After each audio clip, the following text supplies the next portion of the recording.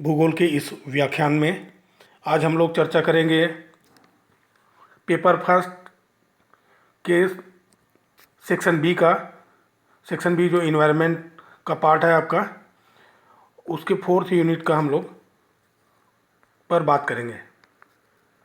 और आज हमारा जो चर्चा का मुख्य विषय वस्तु होगा वो होगा मनुष्य और पर्यावरण का संबंध, मैन एंड इन्वायरमेंट रिलेशनशिप। तो चलिए इस क्रम में विस्तृत चर्चा के लिए मनुष्य और पर्यावरण के बीच में क्या संबंध होता है तो प्रारंभ करते हैं। मनुष्य और पर्यावरण का संबंध आप स्क्रीन में देखते रहिएगा। मानव एवं पर्यावरण का जो संबंध है वो भूगोल की या ज्योग्राफी की मूलभूत विषय वस्तु है। मानव की अनुक्रियाएं जो है या क्रियाएं वो पर्यावरण से संबंधित होती है। और अगर ये कहा जाए कि geography is the science of the human ecology, तो मनुष्य के पारिस्थितिकी का विज्ञान है भूगोल। मनुष्य और उसके चारों ओर के वातावरण का प्रभाव मनुष्य के ऊपर पड़ता ही है।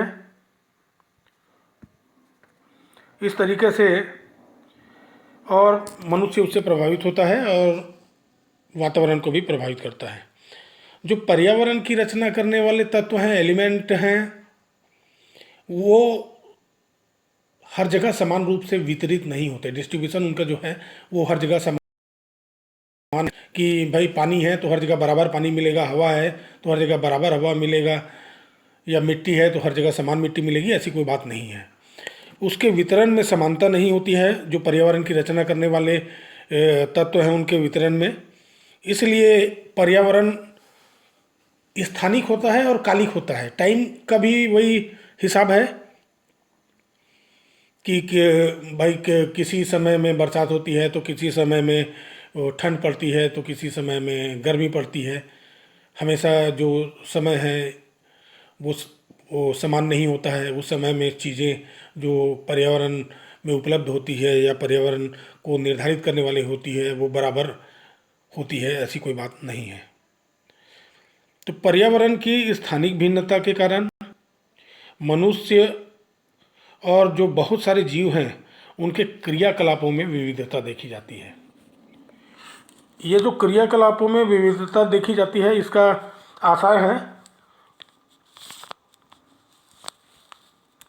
इसका मतलब है कि जो जीव हैं, चाहे वो मानव हो या कोई दूसरा जीव हो, उनमें अलग अलग तरीके का जो क्रिया और प्रतिक्रिया होता है। उनको अगर आप समझना है तो 3-4 पॉइंट आप समझिएगा। कि एक तो होता है समायोजन। समायोजन क्या होता है? जो जीव हैं, मानव हो या अलग अलग जीव हो, उनमें समायोजन की क्षमता होती है। क्या है? जो आपका सामान्य संसाधन है ना, मनुष्य है, अगर मनुष्य का उदाहरण ले तो वो उसको सेलेक्ट करता है। प्राकृतिक जो परिस्थितियां होती है वो कार्य करती है।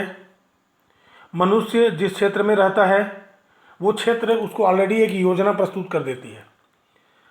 अगर आप जंगली क्षेत्र में हैं तो जंगल का जो इन्वायरमेंट है वो आपको एक योजना प्रस्तुत कर देगा। आप उस जंगल के हिसाब से काम करना चालू कर देंगे। आप बीजों का संग्रह करना चालू कर देंगे, आप तेंदुपत्ता इकट्ठा करना चालू कर देंगे। इस तरीके से आप समझिएगा उसको।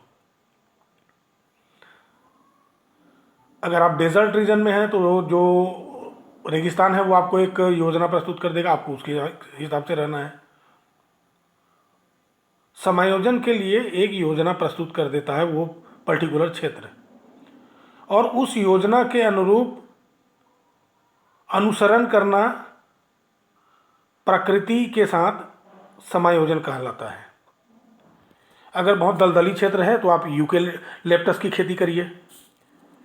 हाई रेनफॉल है तो आप धान की खेती करिए। हिली एरिया है तो आलू बोइए। वो जो क्षेत्र है उसके साथ आपको समायोजन करना है। दूसरी बात आती है अनुकूलन की। अनुकूलन एक ऐसा चीज है कि जो प्राकृतिक पर्यावरण के अनुसार जब जीव अपने में परिवर्तन कर लेता है या पर्यावरण का सामना करने के लिए, चाहे वो जीव हो, वनस्पति हो या मनुष्य हो, अपने शरीर में ही वो मॉडिफिकेशन संशोधन कर लेता है, इसे अनुकूलन कहा जाता है। मैं आपको उदाहरण देना चाहूँगा। उदाहरण के रूप में मैं आपसे कहना चाहूँगा कि अपेंडिक्स होता है एक, आपने कभी सुना होगा, अपेंडिक्स का नाम सुना होगा कि एक पार्ट है शरीर का मनुष्य के, और वर्तमान में उस पार्ट का कोई काम नहीं है। अगर आपको कहीं पर पेट में दर्द होता है अपेंडिक्स से संबंधित, तो आप उसको निकाल के बाहर फेंकवा दीजिएगा और आपका जो ज़िंदगी है वो सामान्य रहेगा। वो जो अपेंडिक्स नाम का जो अंग था, आपका अवयव था शरीर का, वो उस काल में काम आता था जब आप पेड़ पौधे पत्तियाँ खाते थे। ठीक, पत्तियों को पचाने के लिए उसकी ज़रूरत थी, जानवरों में है लेकिन मनुष्यों में नहीं है। तो आपने परिस्थिति के हिसाब से, आप अपने खाने के हिसाब से अपने शरीर में ही परिवर्तन कर लिया। आप ये देखिएगा, जो समुद्र के किनारे रहते हैं उन लोगों के हाथ बहुत मजबूत रहते हैं, क्योंकि नाव को खेने के लिए हाथों की ज़रूरत पड़ती है, हाथ को ज़्यादा काम करना पड़ता है, एनर्जी ज़्यादा चाहिए होती है। वैसे ही अगर जो पहाड़ों के समीप रहते हैं, जो पहाड़ों के समीप रहते हैं, उनके पहाड़ों में रहते हैं, हिली एरिया में, उनके पैर मजबूत होते हैं। कल्पना करिए कि आप एक नाली के सामने से गुजर रहे हैं और उस नाली की गंदी बदबू आपके नाक में जाती है, आप नाक बंद कर लेते हैं, लेकिन थोड़ी दूर बाद आप देखते हैं कि उसी नाली के किनारे बहुत सारे मकान बने हैं और वो अपना जीवन यापन करते हैं। उनको नाली का दुर्गंध नहीं आता, वो एडॉप्ट कर चुके होते हैं, अनुकूलन उनमें हो गया होता है। ये अनुकूलन आपके इच्छा के बिना या प्राकृतिक होकर आंतरिक और बाहर दोनों रूप में हो सकता है। एक और एग्जांपल देख लीजिएगा, जिराफ का गर्दन बहुत ऊंचा होता है। उसका कारण है कि उसको जब खाने की कमी होने लगी तो वो पेड़ के ऊंचे पत्तों को खाने लगा। शरीर के हिसाब से उनको खाना चाहिए। धीरे धीरे ऐसे करते हजारों सालों में क्रमिक एडॉप्टेशन के कारण वो जो है उसका गर्दन ऊंचा हो गया। कल्पना करिए आपका नियंत्रण आपके कान के ऊपर नहीं होता है, तो ये मान के चलिए कि आपका जो कान है वो 1000 या लाख साल बाद, ये ऐसा बाहरी उसका जो आवरण है, आप छू के देखिए अपने कान को, वो धीरे धीरे मनुष्य का कान छोटा होता जा रहा है और आखिरी में वो लाखों साल बाद ये कान नहीं रहेगा आपका, ये उसका स्वरूप नहीं रहेगा, आप सुनने में समर्थ रहेंगे। तीसरी चीज़ होती है मॉडिफिकेशन, नवीनीकरण। मानव और प्रकृति के बीच में जो अनुक्रिया होती है वो एक तीसरी चीज़ है मॉडिफिकेशन। प्राकृतिक पर्यावरण में रूपांतर मनुष्य अपनी शक्तियों, आवश्यकता और रुचियों के अनुसार करता है, और जो नेचुरल इन्वायरमेंट है उसमें वो परिवर्तन करने का प्रयास करता है। एग्जाम्पल, पहाड़ी क्षेत्रों में नदियाँ बह रही है, मनुष्य बांधों का निर्माण कर देता है, बांधों से वो नहरें निकाल लेता है अपनी आवश्यकता के लिए, है ना। सड़कों का निर्माण कर लेता है, आवास बना लेता है, अपने लिए शहर बना लेता है। तो कुल मिला के वो पर्यावरण में परिवर्तन करता है। जो वन है उसको वो काट देता है और उपजाऊ भूमि में बदल देता है।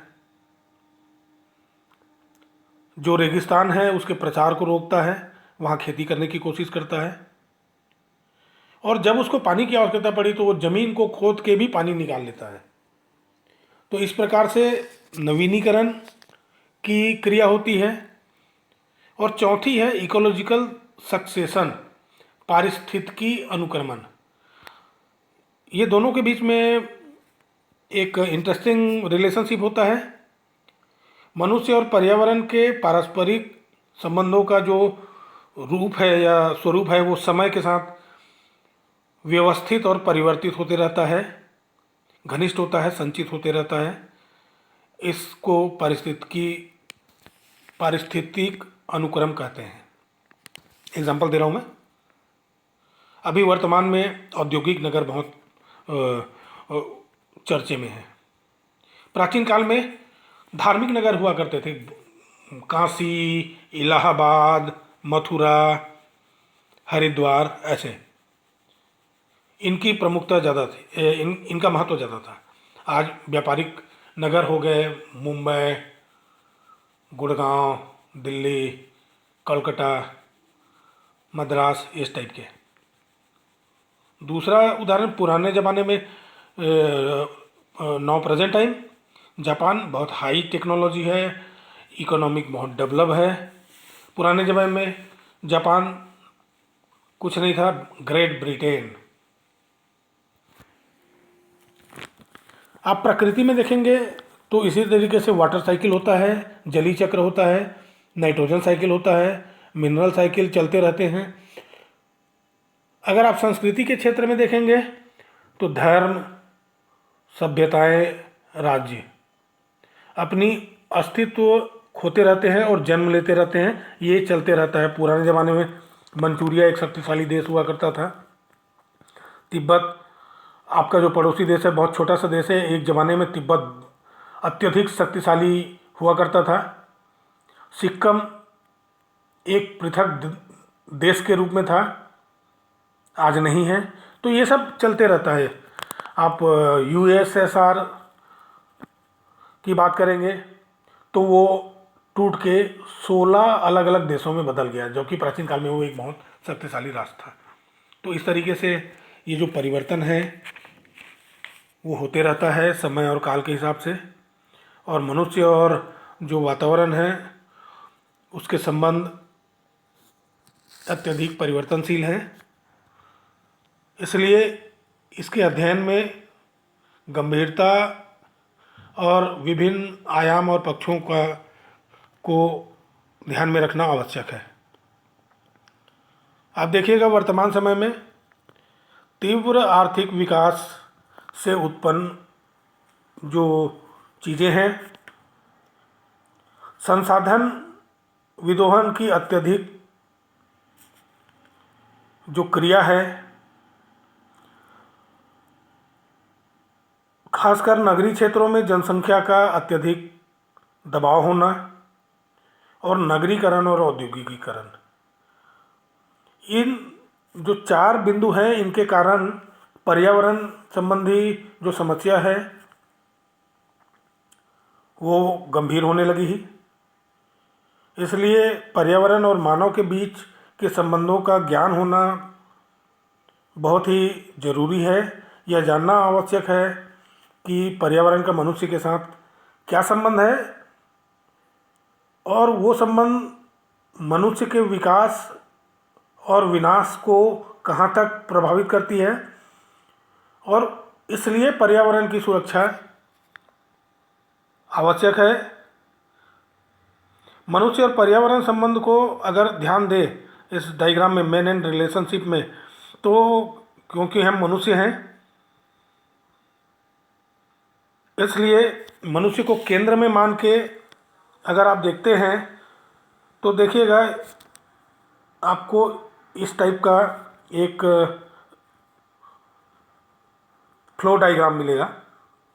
जो मनुष्य है वो केंद्रीय विषय है और वो कितने चीज़ों से प्रभावित होता है। उसके बाद धीरे से चर्चा करेंगे हम लोग कि मनुष्य किन किन चीज़ों को प्रभावित करता है। मनुष्य वनस्पति और मिट्टी से प्रभावित होता है। मिट्टी वनस्पति को प्रभावित करती है। ये ठीक बायोटिक और एबायोटिक जो चीज़ें हैं, जैविक और अजैविक चीज़ें हैं, उसका प्रभाव मनुष्य के ऊपर पड़ता है। मौसम और जलवायु का प्रभाव मनुष्य के ऊपर बिल्कुल प्रत्यक्षतः देखा जा सकता है।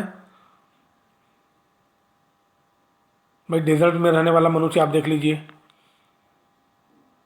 पहाड़ों में रहने वाले मनुष्य को आप देख लीजिए, समुद्रों के किनारे रहने वाले मनुष्यों को देख लीजिए, यूरोपियन कंट्रीज़ के लोगों को देख लीजिए, बिल्कुल हर चीज़ अलग है। हाँ, अफ्रीकन कंट्रीज़ के लोगों को देख लीजिए। वाटर बॉडीज़ जो जलीय स्थान है वो आपको प्रभावित करते हैं।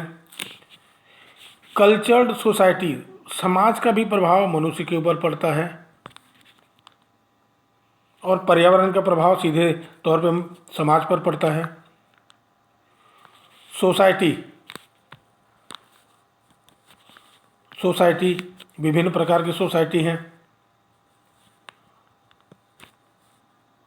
ठीक, बैकवर्ड सोसाइटी हो गया है, अपवर्ड सोसाइटी होता है, बहुत सारे जो समुदाय हैं उसका प्रभाव पड़ेगा।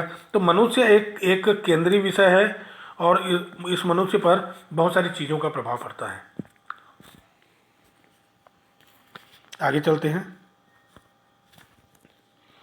पर्यावरण, सच्चाई यह है कि पर्यावरण उन समस्त जीव और अजीव एलिमेंट या चीज़ों का द्योतक है जो वायुमंडल, जलमंडल और स्थलमंडल में रहकर मनुष्य और जीवों के विकास में के वृद्धि में सहायक होता है। जो जीवन विज्ञान का ये वह हिस्सा है जो जीव और पर्यावरण के बीच के जो संबंध है उसको परिभाषित करता है।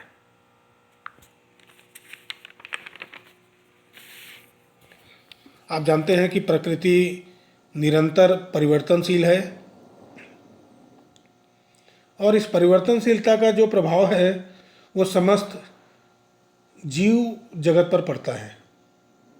यदि प्रकृति में जो चेंज आ रहा होता है वो नेचुरल होता है, अपने हिसाब से होता है, तो जीव और जो प्रजाति है वो प्रकृति के हिसाब से चलना चालू करती है।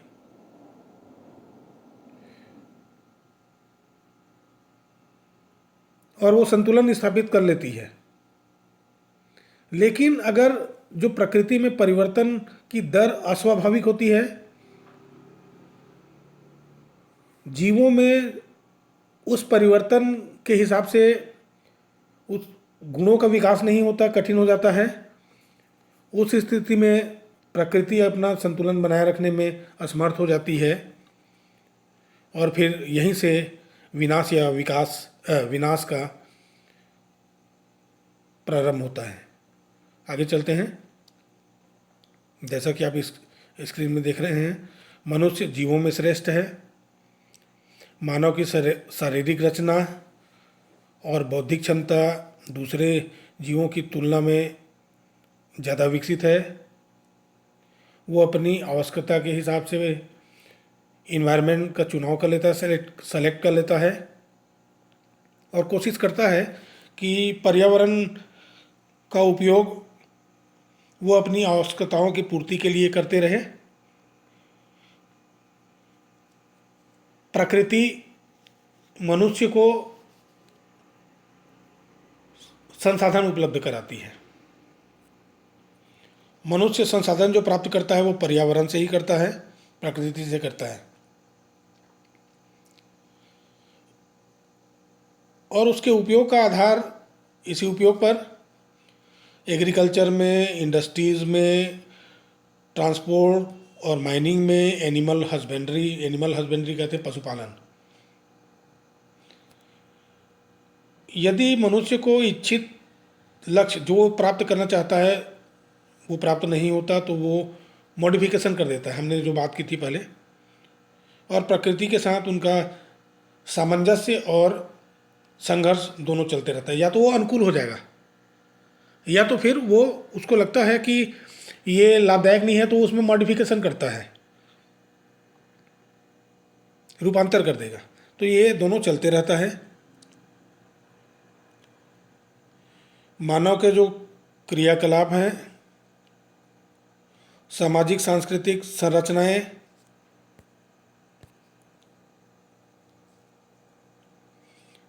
पर्यावरण की ही दी हुई है। मनुष्य पर्यावरणीय दशाओं के हिसाब से काम करता है और ये पर्यावरणीय दशाएं होती है। आपका तापमान हो गया, प्रकाश हो गया, आर्द्रता हो गया, रेनफॉल हो गया, ऑक्सीजन है आपके पास, और बहुत सारी चीज़ें।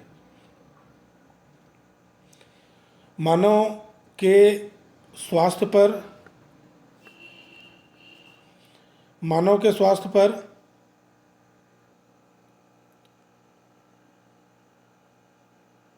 विविध बहुत सारी प्रकार के पर्यावरणीय दशाओं के कारण विश्व के विभिन्न भागों में मनुष्य की जातीय विशेषताएं भी प्रभावित होती है।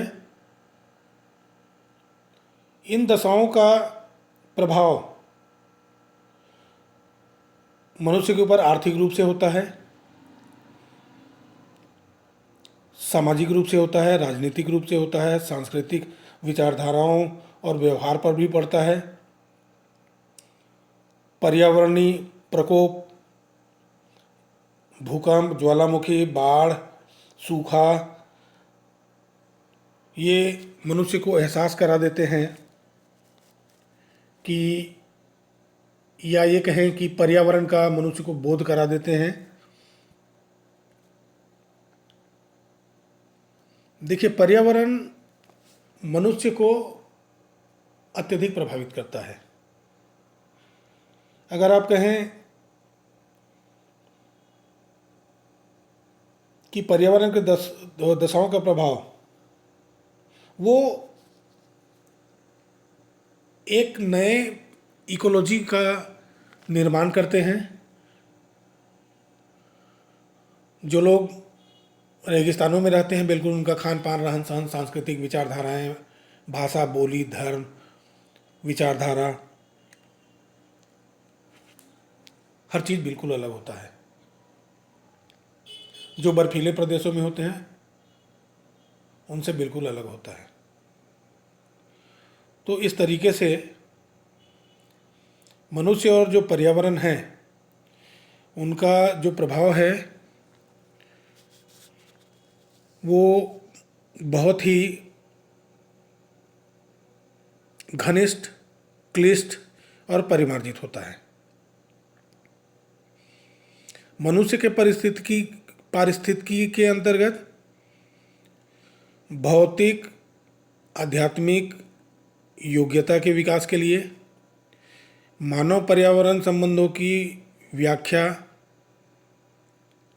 और आवश्यक दशाओं की खोज की जाती है। विकास और विनाश का अंतर समझना मनुष्य के लिए अनिवार्य है।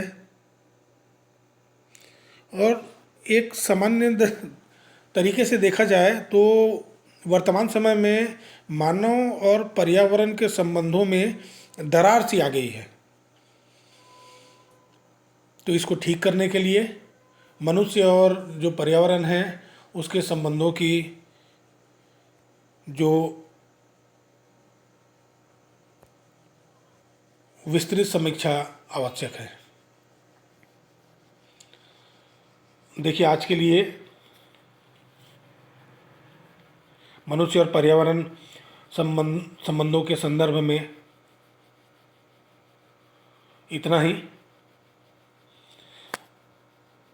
अगली बार मिलेंगे तब हम एक्सप्लेन करेंगे कि मनुष्य और पर्यावरण का सैद्धांतिक पक्ष क्या है। इसके बारे में विस्तृत विचार विमर्श आपके साथ किया जाएगा अगले व्याख्यान में।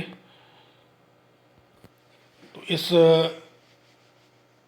जो पावर पॉइंट है उसको बनाने के लिए विभाग की सहयोगी अंजनी पटेल को धन्यवाद।